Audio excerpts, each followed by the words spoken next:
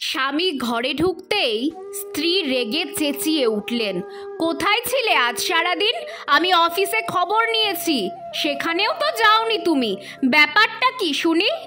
স্বামী তোতলাতে তোতলাতে বলছেন, আমি মানে স্বামীর মুখের কথা কেড়ে নিয়ে স্ত্রী আবার চেঁচিয়ে উঠলেন, কোথায় কোথায় গিয়েছিলে বলছো না কেন?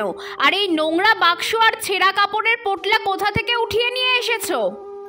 স্বামী কোনো মতে সাহস সঞ্চয় করে বললেন, আমি মাকে আনতে গ্রামের বাড়িতে চলে গিয়েছিলাম।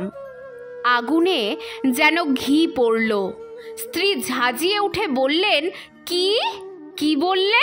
তোমার মাকে এখানে নিয়ে এসেছো? তোমার লজ্জা নেই? তোমার ভাইয়ের কাছে থাকতে ওনার কি অসুবিধা হচ্ছিল? স্ত্রী রাগে এমন আচ্ছন্ন ছিলেন যে পাশেই ছেঁড়া ময়লা শাড়িতে মুখ ঢেকে এক বৃদ্ধা যে চোখের জল রোধ করার চেষ্টা করছেন সেটা খেয়ালই করছেন না। স্বামী বিনয়ী হয়ে বললেন, ওনাকে আমার ভাইয়ের কাছে রাখা যায় না। তখনই স্ত্রীর চোখে যেন আগুন জ্বলে উঠল। কেন, এখানে কি কুবেরের ভাণ্ডার আছে নাকি? তোমার মাত্র 30,000 টাকা মাইনে দিয়ে বাচ্চার পড়াশোনার খরচ বয়ে পুরো সংসার আমি কিভাবে চালাচ্ছি সেটা একমাত্র আমি জানি আর ভগবান জানে। স্ত্রীর কণ্ঠ এতটাই ঝাঁঝ যে স্বামী তার গলার স্বর দৃঢ় করে বললেন, আজ থেকে উনি আমাদের কাছেই থাকবেন। স্ত্রী গলার সুর সপ্তমে নিয়ে গিয়ে বলছেন, আমি বলছি ওনাকে এই মুহূর্তেই তোমার ভাইয়ের ওখানে রেখে এসো, নইলে আমি এই ঘরে আর এক মুহূর্ত থাকবো না। আর এই মহারানীরও কি এখানে আসতে একটুও লজ্জা করলো না? এ কথা বলে স্ত্রী যেই সেই অসহায় বৃদ্ধার দিকে ঘুরে তাকালেন, স্ত্রীর পায়ের নিচ থেকে যেন মাটি সরে গেল। গলার সুর নরম করে আবেগতাড়িত কাপা গলায় বললেন, এ কি মা, তুমি?